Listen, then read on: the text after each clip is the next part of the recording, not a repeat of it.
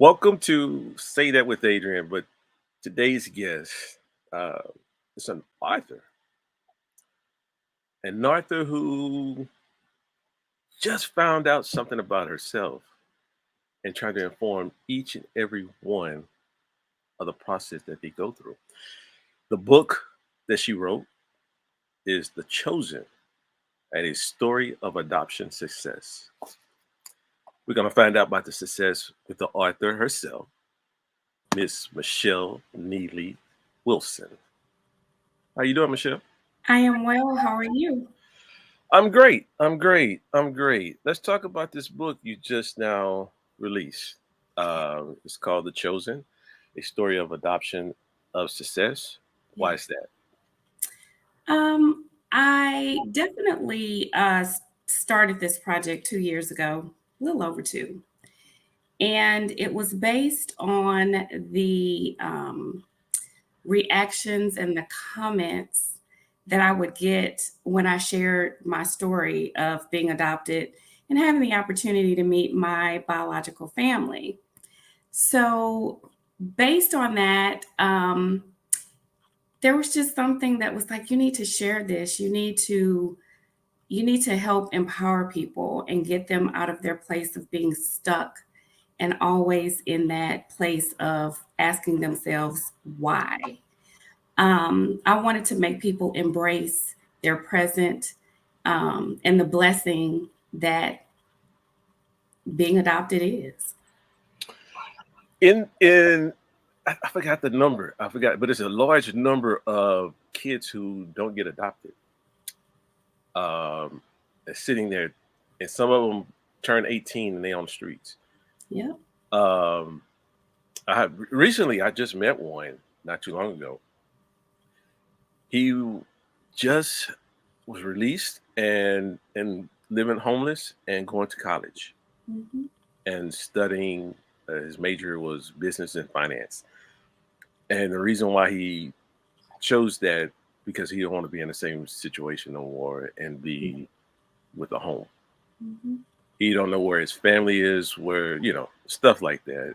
It's sad in a way, but that's the system.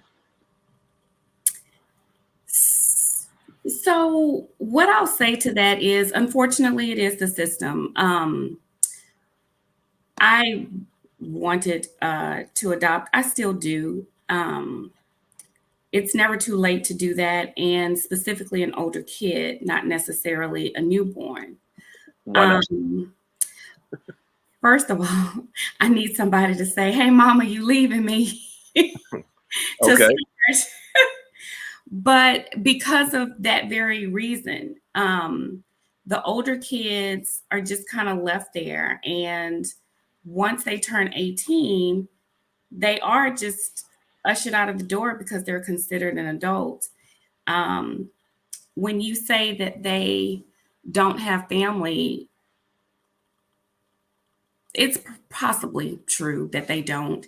I don't know the statistics. I forgot them, but I know it's a large number. I wrote them down and I misplaced them somewhere. It, But it, it, it is a large number, I'm sure, of those children that are not afforded the opportunity to be adopted before they age out of the system. Um, and it's so unfortunate how we don't do more to help prepare them so that their transition is easier. However, my story, obviously, I was adopted as a newborn. I've always known that since I was, I think, old enough to communicate and understand having a conversation. I was probably always older than my age anyway, but um, I definitely look at it as a blessing and want to encourage people who can to adopt and also to just remove that negative narrative that can attach itself. adopting adopting is what the government give you money too, don't they? So, no, Really? that is fostering. That's fostering? Yes, that is Well, foster. that's out of my league. Then I can't. Oh, give me money. I'm down. Yeah, that is fostering. But when you adopt, it is equivalent to having a baby, except you don't physically go through all of the things that people who are actually pregnant go through.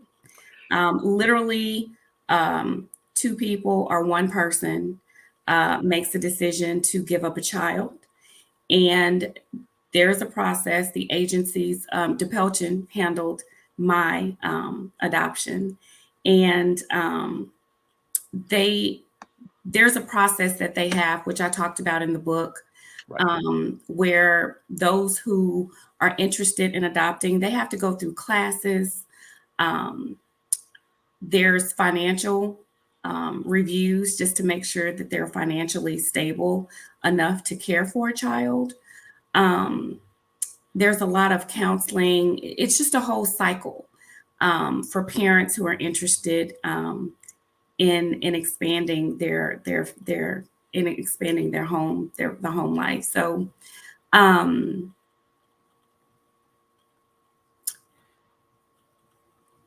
Let's go it's back. Let's go back. You was an infant when you was I was adopted. 3 months old. I was 3 months old You're three when I months was. old. Mhm. When did you find out you was adopted? When did your parents that raised you sit you down and say, "Hey, this is what really happened"? My mother sat me down. I was probably about 4 or 5. Um, I remember it like it was yesterday. She was an interior designer. That was something that she liked to do. So she would decorate all the time. And it was raining, and I couldn't go outside because typically our generation we went outside. But I was playing in the house, and she was like, "Hey, let's have a conversation." And that wasn't anything bizarre or strange because we talked all the time. It was we would review newspaper clippings and talk about the current events of what was going on during that time. So the way that she was meticulous about explaining, hey, you are my baby. You are our daughter, our child. But there's some other wonderful woman who carried you in her belly and gave birth to you. And unfortunately, for whatever reasons, she wasn't able to take care of you. So we were able to adopt. My parents had gone through several miscarriages. They had my brother early, and there's a 10-year difference in age with us. Hmm. But they were able to go through the process with DePelchin, and here I am today. And it was a good experience. And I say to those who are adopted, definitely embrace it, be grateful about it, because you don't know what you were delivered from. You could have been delivered from homelessness, you could have been delivered from abuse, you could have been delivered from a lot of things. So I just try to encourage people to not live in the why and the what ifs. During that time as a little kid, sitting down telling you that, what did you look back, or did you hold? But first of all, did you hold on to that for a long time and then say, "Let me find out what my people are"? No, I didn't go to that. I think my first reaction was shock and surprise because at that age, everything that kind of shifted. Right. Um, so it was like, ooh, there was fear, there was surprise, there was how does this really work? Excuse me. Hold on. Hold on. What was fear? What was the fear about? The fear was primarily, I think I was thinking, can they come and take me? Mm. Because Who? I mean, Who? as a child, you don't know when she's telling you some other woman gave birth to you. Right. Okay. Does she know where I am? Can she just come and randomly take me? I think that was kind of where I went initially. And as she continued to explain that was not the case because my adoption was closed. Now they're closed and open. Um, Now people are able to actually Look them up. adopt the sperm and the egg and carry them and give birth. So it's real advanced now, but um initially fear, and then I think that because the foundation had already been set, my family was my family in every way that you could even think it could be. So it just kind of tapered off because at that age and the way that she presented it to me, it wasn't a good thing or a bad thing. It just was what it was.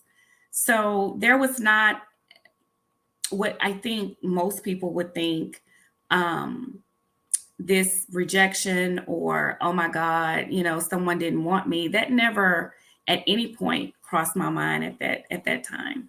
Really? Mhm. Really? No. What age did you say I'm gonna take a look into my other side of the family? I was in my late 20s,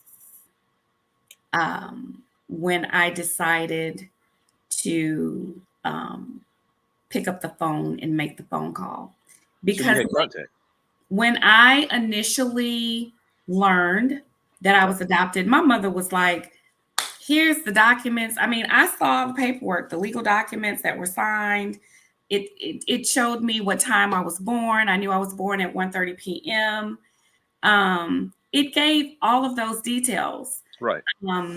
However, she would ask me periodically, do you want to, look into who your biological family is? And that went on for years, fairly consistently. And at that point, I was like, no, I don't want to know. It didn't mean anything to me. Really? And it wasn't until I was older, doing a lot of community service and health fairs, health screenings, encouraging people, to get your physicals, get your annual exams and all of those things. And you go to the doctor and you sit there and there's this questionnaire. You've seen it. Give me your family history, mother, father. Mm. You know any of that? Yeah, and that part there touched you. That part was like, I want to know. And because I wanted to know, um, I picked up the phone and called the Pendleton. What was that first meeting like? What was that meeting like? It was fast. Um, What I you mean, like like roaches when you cut the light on? What you mean fast? What you? just the whole process itself. So Okay. so I called the Pelchin, gave them my name. Of course, they ask you all the specifics. When were you born? What do you know? I didn't know much of anything. Okay. Within probably a week, maybe less, she called and she introduces herself to me. This is the caseworker because everyone is assigned a caseworker. The caseworker calls me. She's like, hey, she was like, I have these files here. Do you have a twin sister? And I was like, Michael and Betty better not. If they don't know that I have a twin, I bet not have a twin. And so that was kind of crazy because I was literally at Memorial Park getting ready to suffer through that 3.5 miles back then. And when I got the phone call, so then of course I'm like, man, do I have a twin? Is that possible? But within probably 2 weeks, she was like, hey, um, pretty much I was the missing link. It turns out that the biological sister, who was also given up for adoption, had called and left her information because she was trying to find our biological mother. And the year that I graduated from Prairie View was the year that my biological mother had called the Pelchin as well, trying to find out if anyone was seeking her out. And Mm. it got really crazy. And just sitting in that moment thinking, these people actually called looking for me. And I had never before then picked up the phone and even considered it. So So, do you have a twin? I don't have a twin, Okay. but through this process of meeting my biological family, I did have another. I went from being the youngest of two to the oldest of six. And Yeah, that's a big family. yeah, so Ooh. yeah, so it was two of us that she gave up for adoption because for me, it was her mother, according to what I was told, um, who decided she couldn't take care of another child. You know, you're going to put this baby up for adoption. So back then, they could go and they could stay in the home, and they would give them all the medical care that they needed, all the way through birth, Right. counseling, these things. And then, of course, they just tell you to forget about it. And that's kind of what was explained to me. So, when you was in your 20s to now, Mhm. uh, almost 30 years, Yes, I'm taking. yeah. How did you make that adjustment of those changes? When related to, Family, the new side of your biological family. so in the book, I reference relationships Right. because relationships, it takes two people, right? Mhm. Um, you have to put in what you want out of it. And when you're not getting what you want, you move on to other things, right? Okay. Um, our thoughts and my thoughts, especially after we met, and it went so well, was that of us being a blended family. Like we were ready to invite everybody in. We're going to celebrate holidays together, birthdays, Okay. milestones, and we're going to all do it together. And I think that maybe most people would think that, but that's not what happened. So, um, everyone has their own thought process about how they think things should be. And as welcoming as my parents were to doing that, it just didn't come to pass. Initially, there were a lot of dinners and meetings and Right. us just kind of hanging out and getting to know each other. And then all of a sudden, it just kind of tailored off. And I don't really know why. But it was, I felt that it was almost as though I needed to make a choice between the parents that I know that raised me and that life. And Okay. I'm like, you can come in, but it won't be one or the other. It can always be both, but it can't be one or the other. Meeting that family, was it tough? Was it tough? Was it? I know you said it was. Y'all had a good connection and good vibe. But Mhm. what was kind of like fear? What was the fear about when you met them? It was just the nervousness of the unknown, I think, with anybody. If you don't, you know, I, I'll admit, I like to be in control and know how things are going to go, and you can't really prepare for that. You just move forward through the process. And it was bizarre, weird, walking into a room of people that you're related to biologically. You look like the majority of them in the room, and I'm like, ooh. And one of my sisters, I know she probably thought I was crazy the first time I met her. I could not stop staring at her because I was like, she looked just like me. It was Really? crazy. Yes, yes, it is. And you're the oldest. I'm the oldest. And we all look alike. I mean, it's Well, no we all, yeah, denying that we're related. yeah, we all do look alike. We all do. But yeah, uh, making those the balance with your new family, and your parents that raised you, Mhm. making that balance and that adjustment, your feelings, was it separate or was it weighing one way or another way with your feelings? No, I don't think that they're foundationally, and I feel strongly about this. I think all adoptions really should be closed. Someone argued the point with me that even when parents give up their children, sometimes there is that relationship, there is that connectivity where these children know who their parents are, and their parents may be going through some type of mental crisis or some type of addiction, and they're trying to get the help that they need in order to be better.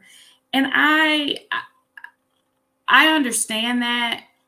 I um I understand that, and I would never want to take a child from a parent, especially one who's trying and it's their true intent to raise and to care for. So I don't necessarily have an opinion about that not happening. It just wouldn't be my choice. I feel that it's enough when you're coming from a home where there's two parents that are not married and you're going back and forth between the two. It's even probably more confusing when you are adopted and you're with this mom and this dad, or two dads or two moms, because we have that now. And um you're trying to also figure out this person who keeps coming in and leaving, in Right. and out. The stability, I think to me is not fair to the child, because they're not foundationally solid. So that's why I err on the side, for me, protecting the child, just to make sure that they have that foundation, that consistency that I think all children should have, that love, that safe space, knowing that no matter what, these people love me, they're going to care for me. Um, had I not had my aha moment when I turned 30, I probably would have handled this situation quite differently than I was able to. And that was just because I finally knew and felt that I knew who Michelle was, as a person, and what my ethical compass was, and what my philosophy of life was. And not knowing those things and having that could make for a not so good experience. So let's take that. Take that. If that was your case at that time, it'd have been a different story. Not having the foundation, is that what you're asking? Yeah, would it be a different story? I mean, because if you Possibly, because I would have found myself wanting to make everybody happy, whether I was happy or not. I would not have wanted to disappoint anyone. My parents, the biological mother, I would have wanted everybody to be happy. And that's not always a good spot, especially when you lose yourself in the midst of it. did you No, did you? I was fair, I was open, I was welcoming, but I was not willing to choose. Well, in your book, you said the chosen. Mhm. You didn't choose yourself, but you were chosen. Yeah. Um, and you also encourage others who are adopted; they are chosen. Hmm. Um, it's weird. It's weird that it's not weird. Let me put it. Let me not say that. That you would go back to help others, like being adopted. Because I had a friend. I had a friend that he grew up. and he didn't have shoes. Mm-hmm. And every time we go somewhere or see somebody, a homeless person, he'll go buy. We go to the mall, and he'll buy shoes for him and Mm-hmm. give it to him. And Mm-hmm. I just recently found that out by they. I did an interview with someone. Uh, they writing a book about it, Mm-hmm. and like he didn't have shoes. I didn't know that. You know, and it's funny how people go back to that nature Mm-hmm. because they're passionate and they feel like I don't know, feel bad for the kids or not. I don't know that it's so much that you feel bad. I think that you are thankful, you are grateful that you were able to overcome that scenario. So when you take a look back, like I mean, when we're in our 20s and our 30s, we're still trying to figure Figure out things yourself. out, Yeah. and we don't know what we don't know. As I reflect on my life, my childhood, my youth, my young adult time, um, I had a good life. I had a great life, and I'm grateful for that. And in writing this book, I think that it does several things. Empower it gives some level of empowerment and sense of community to those who are adopted, so that they don't feel like they're on this island and that they're the only ones experiencing it. Some are stuck in that why was I given up? Why didn't they want me? You'll probably never know that. And it's probably not even healthy for you to stay in that space of trying to figure that out because you'll just not know. There's so many things that could have happened to have driven that decision, which is not an easy decision, I'm sure. Um, but to empower them and to give them some sense of community and um,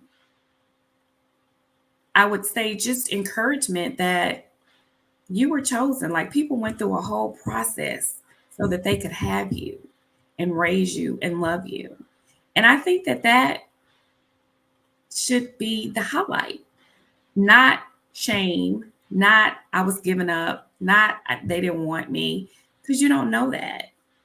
As I said before, you don't know what you were delivered from. Be grateful of your space, especially having parents who've raised you to make you a productive human being. The other part is those parents that made a difficult decision to carry a child and give that child up, regardless of the reason. That is heroic, no matter how you slice it, to carry a child and have the wherewithal to say, I'm not in a position to take care of this child. I am going to allow them a life that I can't give them. That is that's very, very powerful to me. That speaks volumes to me that someone could make that level of decision Yeah. at such a young age. Because thinking about it, the majority of the mothers that I am personally aware of who have given up children were in their teens. Some hadn't even graduated high school.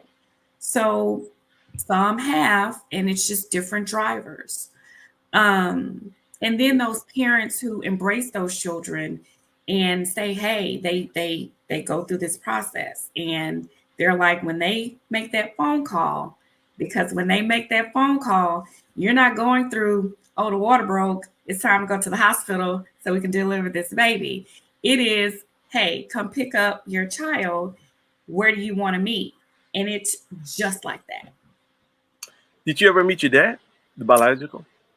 I only spoke to him.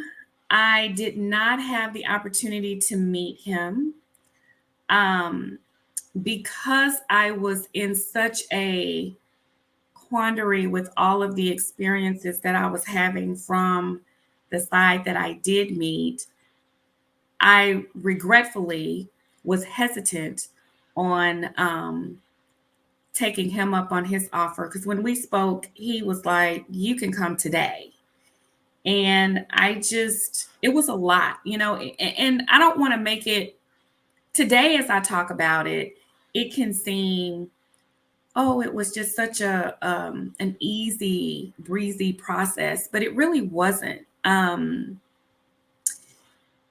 You're digesting that there's this whole other family out there that you knew nothing about, that you're trying to get to know.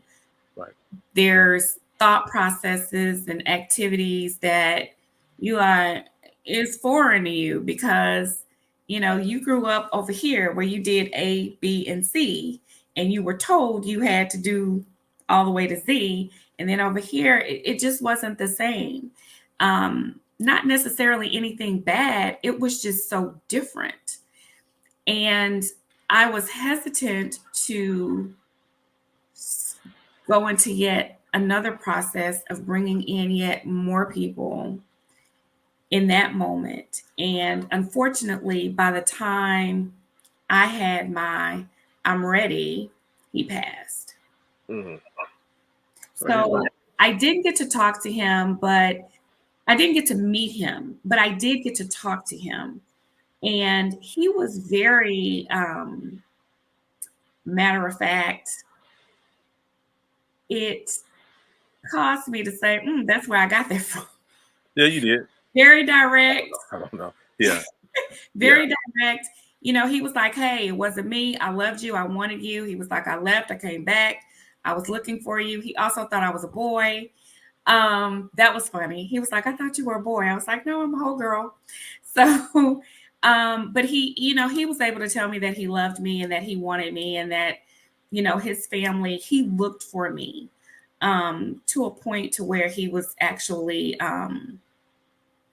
beat up, because the family was like, he's going around knocking on doors. "Where's my kid?" And everybody is like, "We don't know what you're talking about." So it's one of those situations where you have this child, but everybody around you is acting like, you don't have no kid. We don't know what you're talking about. So, I know that was difficult for him as well. But Yeah, it was. Most men out there trying to take care of their kids, and they get dogged out for not taking care of them. And here, he's knocking on doors, and nobody want to let him know. yeah, so that was a hard story for me to hear. Um, but at the same time, I was still digesting so much more. And by the time I decided I was ready, he passed. And I did get to go to his funeral. And that was crazy, because I'm sitting in his room and I look over, and the pastor who baptized me is his cousin. And I'm like, "How does this happen?" So that was crazy. Wow. But So they yeah, stay right around the corner then. they weren't far. They weren't far. And I think that my mother, rest her soul, it was important for her that I knew who my biological family was, far more important to her than it was to me early on. And she pressed and she pressed and she pressed. And, part of that was, "Oh, I don't want you dating your cousin. You don't want to come home and you're dating your cousin. You need to know, who these people are."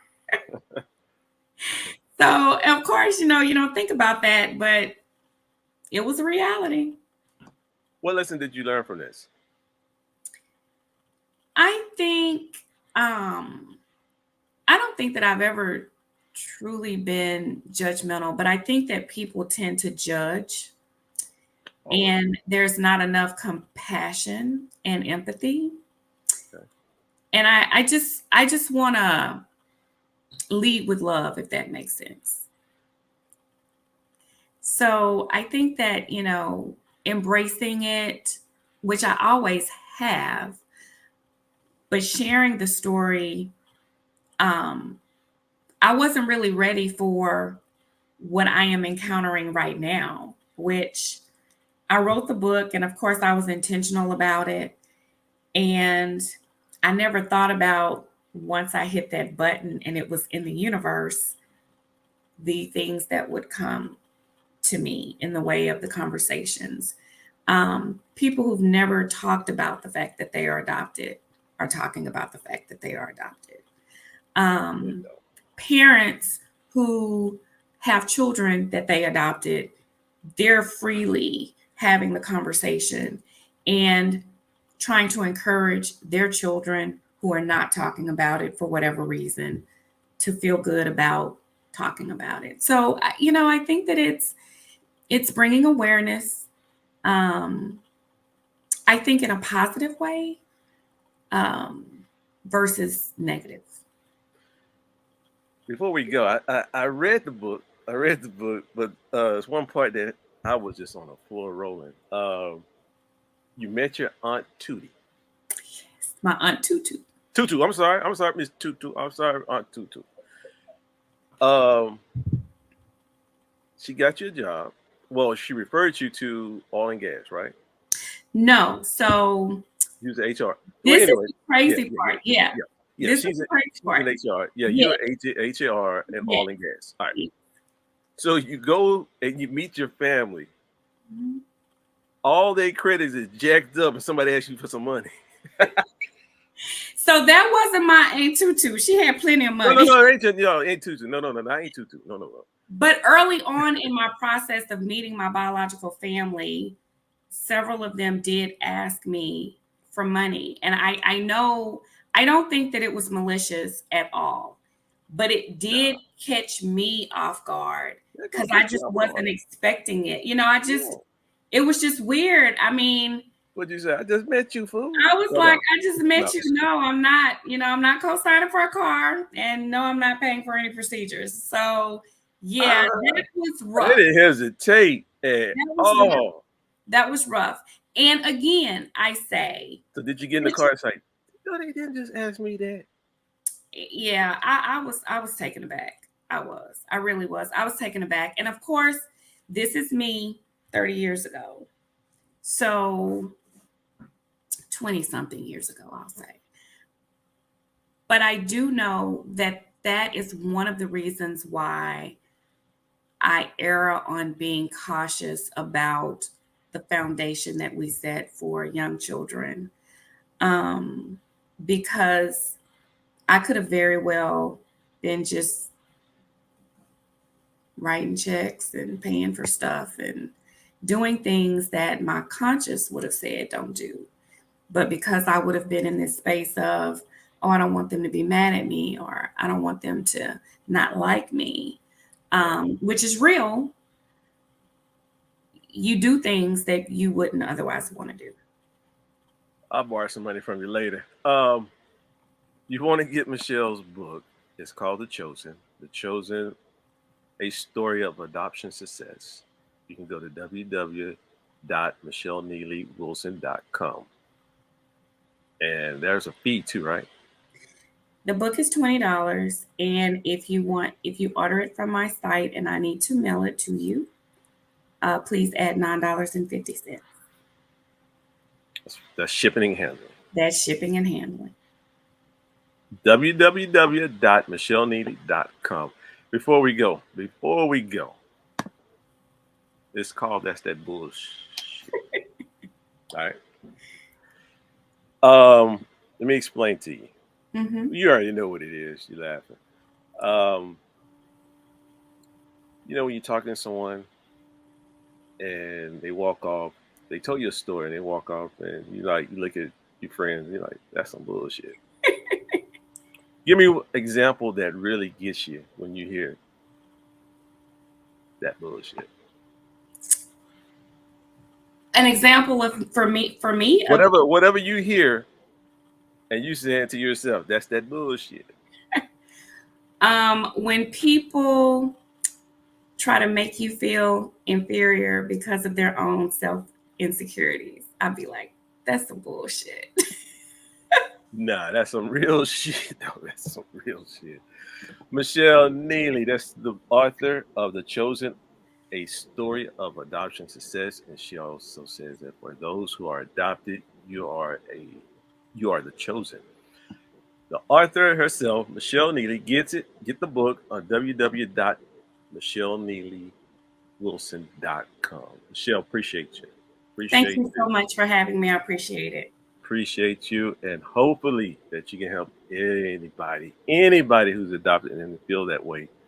I hope so. But with you though, being adopted, from what I've seen, I've known you for a while, well, a year, yeah, a long time, Years. and just to see the people around you, I didn't even know you was adopted till I read it.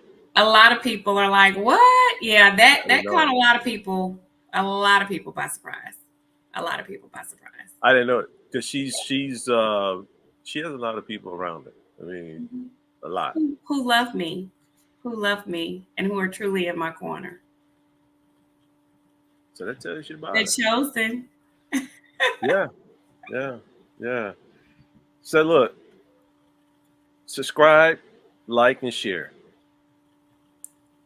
And I thank you for watching. And next time, whenever you feel yourself at the end of a rope, tie a knot and hold on tight. And remember the bottom line: ain't nobody bad like you. Until next time.